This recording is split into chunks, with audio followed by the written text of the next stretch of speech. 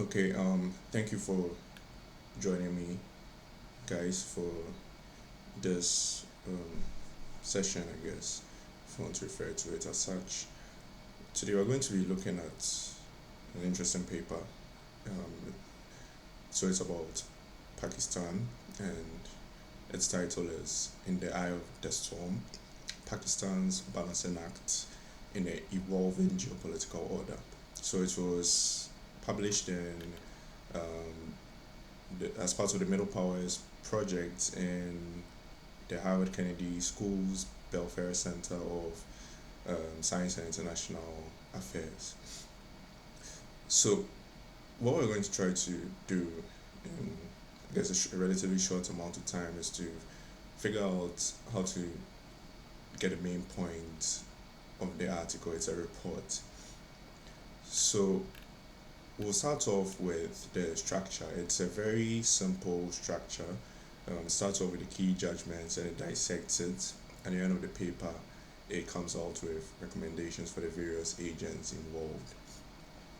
Now, what I like to do when I start with analyzing a lengthy, this is, I guess, more than it's not particularly lengthy, but it's not a short article either.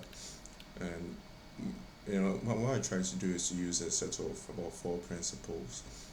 First off, we have to begin with what does this country need to survive, and then secondly we look at its internal sets of, I guess, factors it needs to satisfy. So what it needs to satisfy internally, and then what it needs to satisfy externally. That's the third, and then lastly we'll look at what its constraints are as a country. So what I like about this paper is that it starts off with key judgments, and through this you'll be able to find out what the core issue, the central issue in the paper is.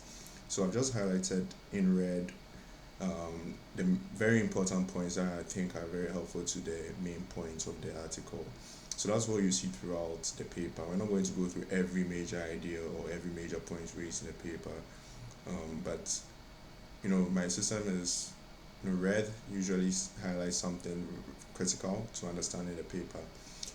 Yellow is maybe terms or agreements that require further study, and then maybe green or blue, an alternative color focuses on maybe a word or something that you just need to look up. So in this paper, I think you discover the I guess what the author is trying to dissect pretty early on, and that is cooperative geoeconomics. So what I've highlighted here is that Pakistan has tremendous potential as a regional connector for trade, transit, and energy between South, Central, and West Asia. But what you see here is that progress remains stalled due to a lack of regional integration.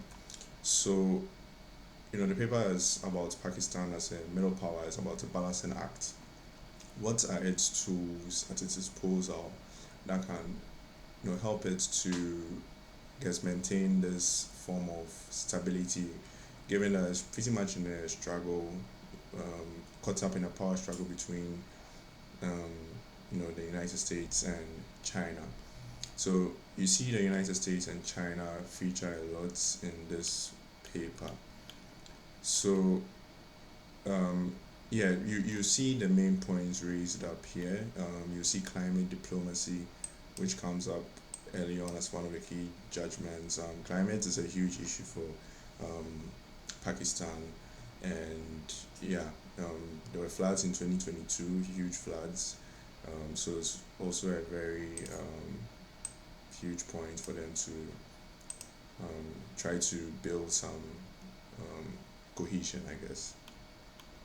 And then yeah, that's what I would like to point out for the key judgments. It's you just discovered that the country is caught up in a unique position, and there are some tools at its disposal. Is not maybe taking full advantage of it, but it can.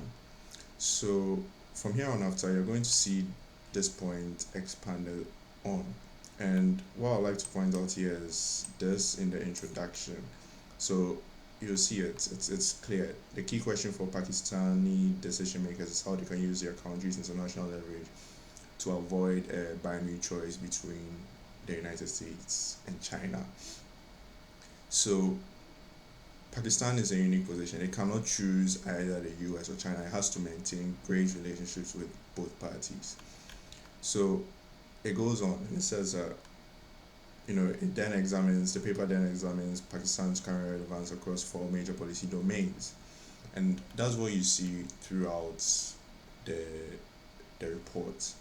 It explains Pakistan's role as a middle power. It's, I mean, key geographical information. Um, so you can see here that it's the fifth most populous country in the world, and more than 60% of its population is at the age of 30. And I've highlighted these because they're important to understanding what it needs to satisfy internally and also externally, because there are constraints, and that's the only way you can get to understand or begin to understand a country's unique foreign policy position. It also possesses nine nuclear weapons. Then, as we go on, we are still, you know, getting the background of their role as a middle power. You'll find out that they are, involved with organizations like the OIC.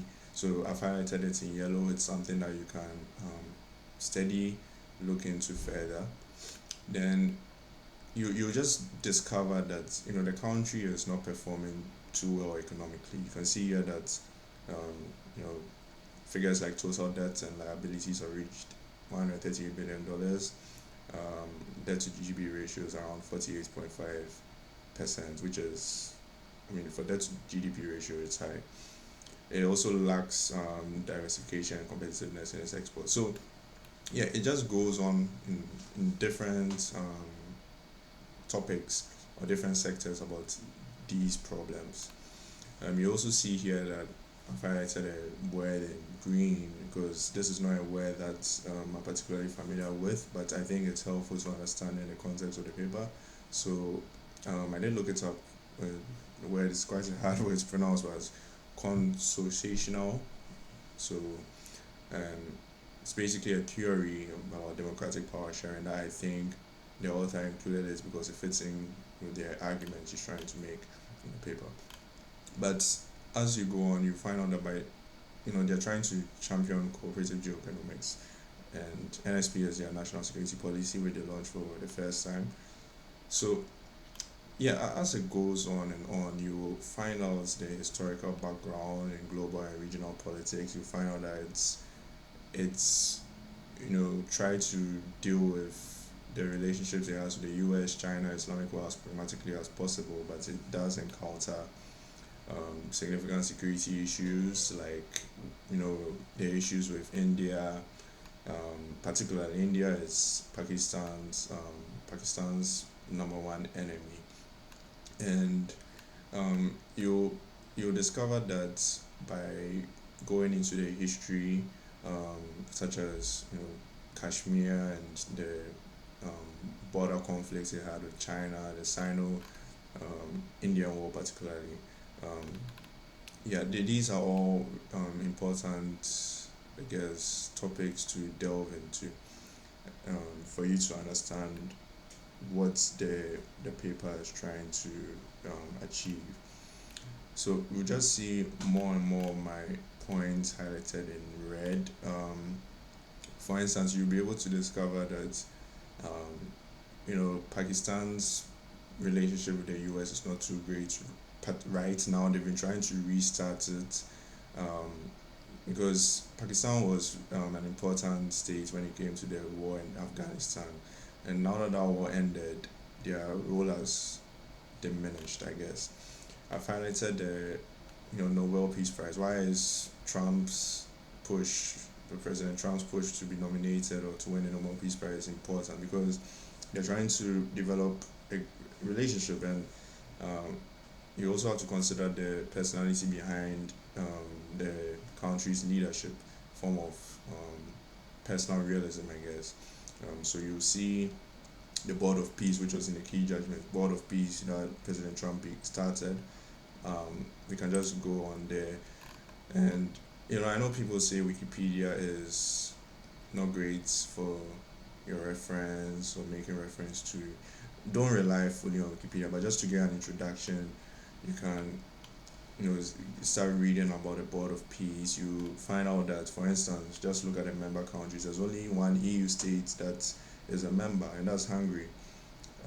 And Hungary at the time was led by the right wing leader, the Prime Minister Viktor Orban. He's not there right now, but you just by analyzing these things and going into more supporting material. For instance, I found this article, the Board of Peace, the funds are not in the World Bank account. This is from 1st June 2026. Where are they? So the Board of Peace was founded to look at Gaza, the reconstruction of Gaza, but apparently it was supposed to have an account in the World Bank. The funds are not visible there, I think. So yeah, there are questions over that, but that's the point is there's a lot you cannot get all the information you need from one report or from one article. You can't find out, oh, this is how a country acts and you predict its future actions. Main goal is not even to predict their actions, it's to understand um, their context. But this is a foreign policy paper. It's a foreign policy paper, and what I've come up with here are three statements that I think could help. Um, so we'll start from the bottom. Foreign policy is often not a reflection of domestic politics. What do I mean? I mean that you have to really delve into the country's unique domestic operations politically, because things like culture come in, pragmatic decision making, they all come in. And even though this paper comes out with great recommendations, and that's one of my issues or my main issue with the paper. It comes out with great recommendations. These are rational on the surface, but if they are so obvious, many countries would implement them. So the core issue you would find out is that um, perhaps maybe it's a game theory issue, but so-called optimal outcomes are not that easy to come about, and it usually comes down to maybe the issues that are not as apparent compared to the others. So you start off with that, then you look at, I mean, you could divide it. So there's local perspective and foreign perspective, of domestic and the global. You can look at it that way. And this is sort of like a main, I don't know, principle you can follow. But stable equilibria under power, incentives, and information limits. Every agent has information limits. They have incentives and constraints, and they need to make decisions every second, every minute, and you're not going to. You need to understand that that's what they're operating with. No one is having the same information as you. Everyone has a different set of information. So we'll just go back to our paper, and you'll find you delve deeper into it. We're not going to go through everything in this paper, but you delve deeper into it. You, for instance, see here. So this is about major policy domains in their international posture.